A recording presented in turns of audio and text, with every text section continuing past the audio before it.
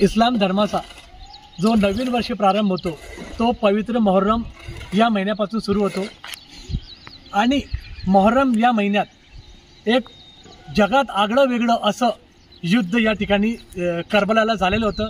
त्यात इमाम हुसैन आणि यांचे जे 72 जे त्यांचे बरोबरचे लोक होते, सैनिक होते, ते त्या ठिकाणी आज सत्य अहिंसासाठी आणि चांगल्या गोष्टींसाठी या ठिकाणी त्यांनी वीरमरण त्या ठिकाणी पत्करलेलं होतं। ते सर्व शहीद झालेले होते। त्यांच्या आठवणीला उजाळा देण्यासाठी आम्ही सर्व गुलामाने अहले बैत इमाम हुसैन यांना मानणारे तमाम लोकांनी या ठिकाणी आज वृक्षारोपण मोहीम या ठिकाणी राबवलेली आहे।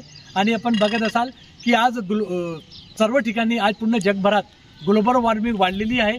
आज प्रत्येक ठिकाणी डेरेदार वृक्ष या ठिकाणी कत्तल केले जात आहेत आणि जे असलं जे जंगल असतं, ओरिजिनल जे जंगल असतं, ते कमी होऊन या ठिकाणी सिमेंटचे जंगल आज उभारले जात आहेत।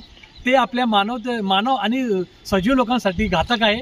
आणि 1400 वर्षांपूर्वीच प्रेषित हजरत मोहम्मद अल्लाची त्यांच्यावर कृपादृष्टी असो यांनी सर्वांना आवाहन केलेलं आहे। त्यांची सुन्नत आहे, त्यांची पद्धत होती की सदरकारी करावी आणि प्रत्येक माणसाने वृक्ष लावावा, त्याला जगवावा। जर वृक्ष जगले, निसर्ग जगला तर संपूर्ण मानवजाती या ठिकाणी सुखी राहील। म्हणून आज आम्ही या गुलामाने अहले बैत यांनी या ठिकाणी वृक्षारोपणचा मोहीम या ठिकाणी राबवलेली आहे आणि महामहिम जिल्हाधिकारी सो आयुषजी प्रसाद साहेब जळगाव यांनी या ठिकाणी येऊन या मोहिमेचे या ठिकाणी उद्घाटन केलेले आहे। आम्ही सुन्नी ईदगाह ट्रस्ट व सर्व सुन्नी मुस्लिम बांधवांना त्यांचे आभार व्यक्त करतो। धन्यवाद।